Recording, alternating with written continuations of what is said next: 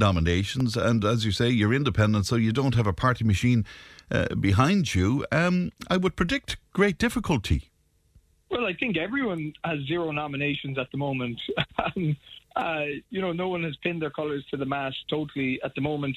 I have a certain level of support, definitely, but whether it's enough, at the moment it's enough for me to be encouraged to keep trying and fighting like hell to get on the ballot. But whether I'll get there is a question. But here I am, and I really want to make this a true run race and get all the talking points out there, because the bigger parties want this to themselves. They want to delay their announcements of who their candidates are going to be. They want this to be a slumber fest. They reduce the significance of the role of the president and saying it's a ceremonial role and all this kind of stuff. And they want to turn it in. They continue to turn it into a retirement home. And I reject that. I think this is an incredibly important role. The president is the only person elected by the entire country. That means something. It should be used to say something. In fairness, Nick, I mean, where the President McAleese was concerned and President Robinson and indeed Michael D. Higgins, they didn't treat it as a retirement home. They pushed the boundaries, they pushed the parameters of the role in as much as they could, because the Constitution, of course, has jurisdiction over it. So, I mean, I wouldn't describe what they did as treating it as a retirement home. No, they were good presidents, and Ireland has always managed to pick a good president. But, I'm talking more about the parties not putting up the candidates. Fianna Fáil have never, in 30 years, haven't even fielded a candidate. Fine Gael have never gotten there with a candidate. So, we've had, the country has managed to pick the right person, most of all of the time. There's controversy over Sean Gallagher, what happened to him, 10 years ago. But my point is, I want to make sure that this is a true run race once again. I'm not going to accept that this is a slumber fest. And when you look at all the people, the high-profile people just don't want the job. And what do you make of that? There's so many people, as you say, with high profiles and with lots of experience coming out to say, no, we don't want anything to do with that. What does that tell you? It tells me that the role of the president probably has no executive power, doesn't have enough. That the race to become president is brutal. It's a process of elimination. They will dig up, what you had for breakfast 10 years ago, kind of thing. And so that puts some people off, and some people have, too much to protect, and they just might want it. But I think that's sad, because one of the things I constantly say is that Ireland doesn't have a housing crisis. Ireland doesn't have an immigration crisis. What we have is something bigger. We have a political crisis, and it's not talked about enough. We're in our second consecutive government of rotating Taoiseach. And that to me just is wild. There are no decisions being made. Nobody's in charge. Everyone can pass responsibility around to the next fella. Nobody wants to bring down the government because we're going to be in charge in a year's time. So let's steady the ship. And while that's happening, we have this president, which, there'll never be a rotating president. It's impossible. And so, my point is now, if now is not the time to be looking at the role of president and asking ourselves, should the president have a little bit more executive power, then when is a better time? Because but Nick, no political party is going to want to expand the role of the presidency. That would be like turkeys voting for Christmas, would it not? Oh, exactly. And you mentioned earlier in your introduction that Micheál Martin said he'd bring back town council. Yes. That's never going to happen. They're never going to do that for the exact same reason. And my point is... Well, he's coming out today and he says he wants them re-established within 3 years, so he's put a deadline on this. This has happened before. I'd love to see that. I really would.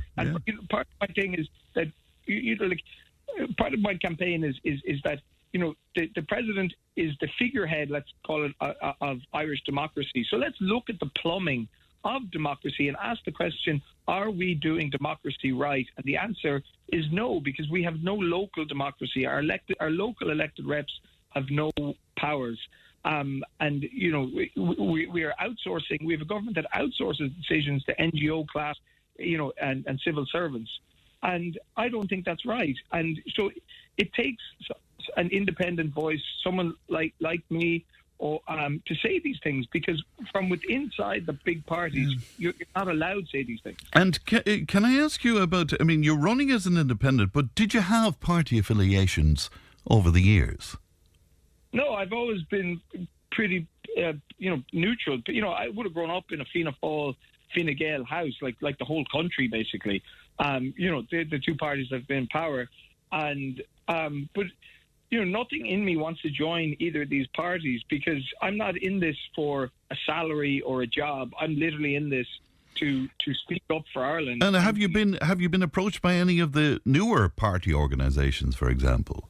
Yeah, so, I'm in talks with some of the newer parties to try and secure nominations from them, but there's other people competing for these nominations as well. So people are, holding their cards close to their chest, and I understand that.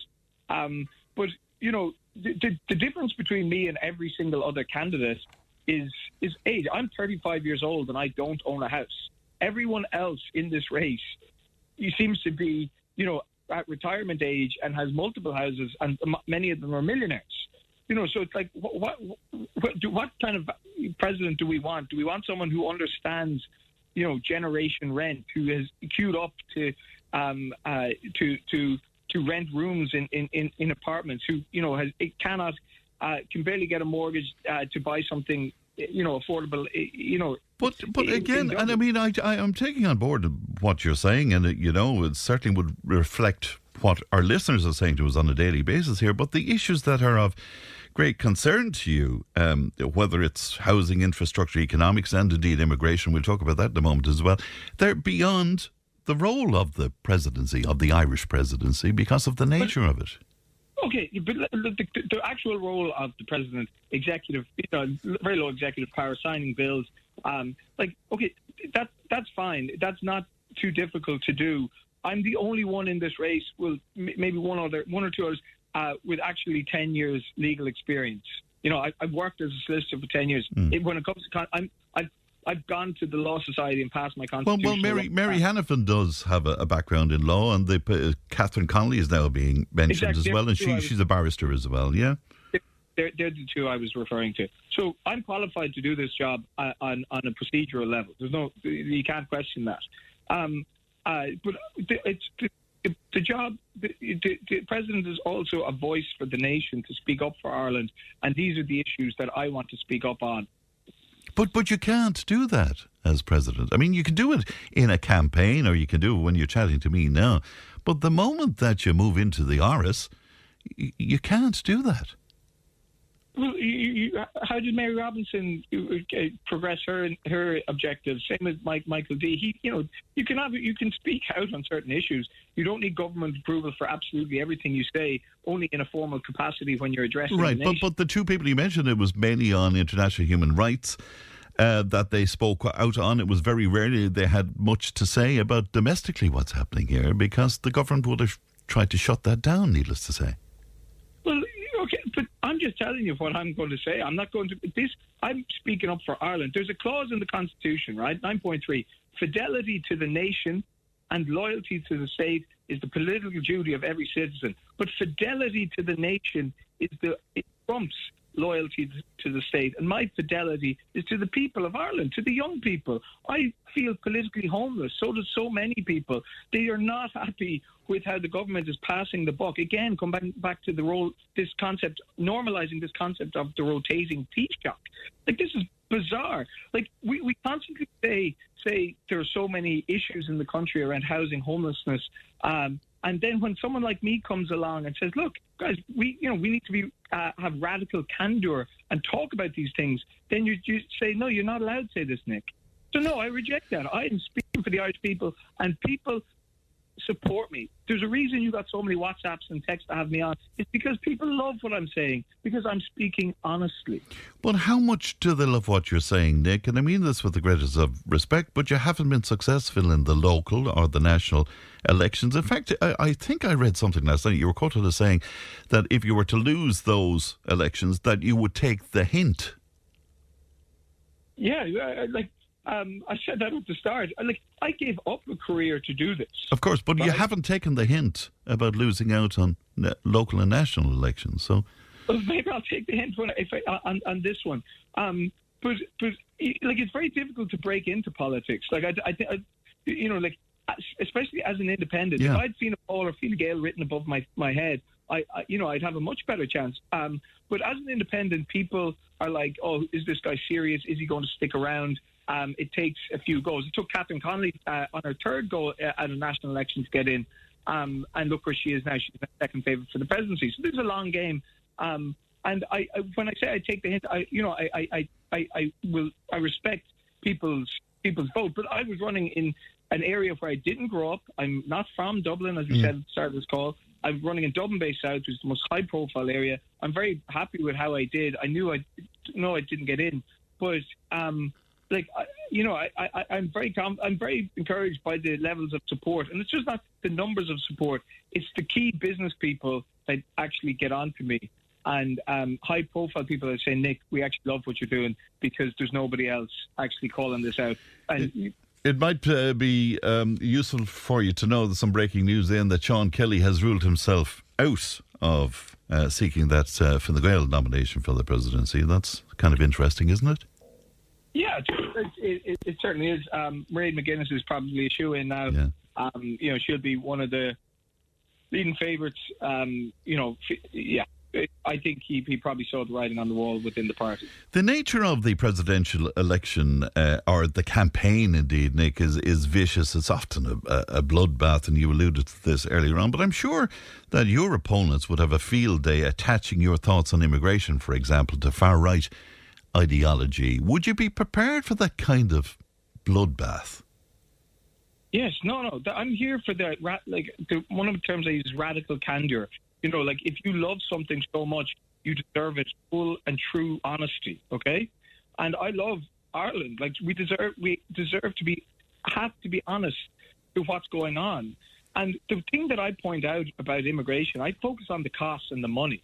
And if you want to call me far right for saying that, I didn't call you far right. No, but I'm sorry. I'm saying the plural. Yes. I'm saying the plural. You. Sorry. If you or anybody wants to call me far right for giving out about 5 billion or 6 billion euros being spent to enrich a small group of politically connected hotel owners, landlords, and rogue businessmen to house asylum seekers, then call me far right, because that is a national scandal. The Charlie Haughey government came down over 10 million euros of spending, or 20 million. This is billions. I can never get over the amount of money being spent on IPAS, and I've exposed it at every level over the last couple of years, because I'm one of very few people that are actually looking at budgets. I spend my nights going through government expenditure reports and looking at who's getting this money, what is going on. It is a shame on the taxpayer, and the fact that it all got rooted through the Department of Children. And I have a young son, and we're struggling to get daycare now. And when we do get it in a month or two's time, it's going to cost us a fortune. And I'm looking at these numbers. It's shifting to justice now, of course. But in terms, what they probably would say to you there, Nick, is, look, this was completely unprecedented. It was an emergency situation. We had to find a way around this. We weren't ready for it, but we did our very best because these people needed our help. And we had, as you know, you'll keep hearing this, we had certain obligations from the European Union as well, and from other sources too. So what would you say to that argument if that was made to you? Well, there's two things there. First of all, okay, there was a spike in numbers in the emergency, but at the same time, our government literally wrote in 12 languages out to all these countries, inviting people here to our brand new model, which would guarantee your own keys to a house. That is this is Roderick O'Gorman you're referring to. Yes. This is an official government, invitation. So whatever, you invited this emergency on ourselves. What was the second point there? What was the second part of that question? Well, what I was saying to you is what their argument back to you is that we had these obligations, and if you leave the invite aside, the obligations, because I've been told it several times on this programme, they're very real obligations. Well, these international obligations are funny because we choose to adhere to some international obligations, but not others. These same international obligations apply to Denmark, Poland, Hungary. They don't seem to adhere to them. The earlier international obligations, when I talked about local government, we signed up to EU Charter for Local Democracy, and on an EU level, we are trailing last in how independent our local governments are. And so, we choose to what things we want to adhere to. And for some reason, we are just hook, line and sinker signing up to EU migration pacts that go to the heart of national sovereignty when we had opt-outs negotiated for ourselves under Lisbon. Like, it is just bizarre, like, especially in the middle of a housing crisis, that we just have passed emergency planning laws to create IPAS centres all across the country that are tearing local communities apart. My phone rings every single day from people across the country asking me, Nick, can you look into this one for us? It's setting up across the road. We don't know what's going on. We are worried sick. And I feel that because people are contacting me about it. I wear that on myself every day. It's a beautiful property as well. You're well aware of Dundrum, house. Of course, yes. But could I bring you back to I suppose what the core of our conversation is, the presidency and everything that you're saying to me there now, whether people agree or disagree with you. The presidency can't cope with any of that by the nature of it. But not an official capacity, in terms of the Constitution. But again, the presidency is the only person elected by the entire country. That means something. It should be used to say something. And this election, the country is so angry with certain things. Housing, immigration and costs would be the three biggest. But this election could turn into a referendum on those issues, whether or not the president has a functional role over them or not. And that's the reality. Finally, can I talk to you? Because a couple of interesting things. I was reading a lot of stuff about you last night, but you talk about the complete lack of vision. And I think you make a reference as well back to the 60s and the likes of Whittaker and Lamass and one thing and another like that. Why do you think we're missing that vision? How did we get to this position where, according to yourself, that we have a lack of a plan, I suppose? Yeah, well, the question I ask the people is, what is the 20 or 30-year plan or the 100-year plan for Ireland? And the answer is there is none. Like, it just seems to me that our plan at the moment is praying that Google, Apple, Pfizer don't leave. That's not sustainable. There was a report yesterday out, it was in the Business Post, that if it wasn't for 10 companies, the last 20 years in Ireland we would have ran deficits, major deficits. Yes. And so a phrase I came up with is, the problem with Ireland is that money is not the problem. And so what that means is that at every issue that comes up, we have enough money to throw at the problem and paper over the cracks. And IPAS centres is one of those, where we are able to accommodate 20 or 30,000 people because we have enough money to throw at landlords to put these people up and house them. But the minute that surplus goes, we are screwed. So what is the vision? What about our own industries? What are we doing to support small businesses and make them into bigger businesses? And we were very poor at that. At the end of the last government, they wanted to scrap one of our best tech startup accelerator programs, which they've kept alive for one more year, I think. But we should be doubling down on all of this: AI, technology, drones. This is where the world is moving, and we need to capitalize on it. But our minister for AI, she's a lovely lady, Niamh Smith, nothing against her, but she was quoted as saying, I'd never used ChatGPT before I got the role. And I'm just not sure we're taking this kind of thing seriously enough. Well, and we see the headline of the Indo today: graduates are now losing out as the era of AI is coming on board and replacing jobs at this point. So it is very real, that's for sure. If you were to get into the Arbus, what would you do first? it would be very interesting. I'd look at. I'd be trying to figure out exactly what I can do, right? And one of the things that I'd love to do is there was an NGO called Benefax. Have you ever heard of that? No. So, the NGOs are famous at the moment. The only NGO that's ever been shut down over the last 10 years was an NGO that was basically a financial watchdog on the state and other NGOs. It was supported by the government, and then the government pulled funding because it was basically working too well. I talk a lot about this, and it's the only NGO to ever get its funding pulled, and it had funding of $800,000 a year or something like that, and it was neutral. It had no political view. It just put out raw data. I want to make it my mission to get that NGO back up and running, or something like it, because it's only when we follow the money and realise where all our money is being spent, who's it going to, that we can really map out what's going on in Ireland. So that's always been the core of all of my research, all of my stuff, as follow the money. So I want to know where all the money is going. As president, I think that's it represents the taxpayer, and that's the kind of president I want to be. Represent Irish people, the Irish taxpayer, and speak up for Ireland. All right, most interesting conversation, Nick. We wish you well, and I'm sure we'll be talking to you along the way. Thanks for your time this morning. Thank you very much. Thank you, Gurmila Magut. So that's Nick Delehanty there. What do you make of that? 1800 938 007. Tipp FM's Tip Today. With Slattery's Garage, Hook On. Main Peugeot dealers in the Premier County. And now stocking the full range of the luxury French car brand DS Automobiles. Book your test drive today with Slattery's Garage, Hook On. See slatterysgarage.ie. Tipp FM's Tip Today. With Slattery's Garage, Puck On. It's time to change. Test drive the award-winning range of Peugeot hybrids and fully electric vehicles at Slattery's Garage today. See slatterysgarage.ie.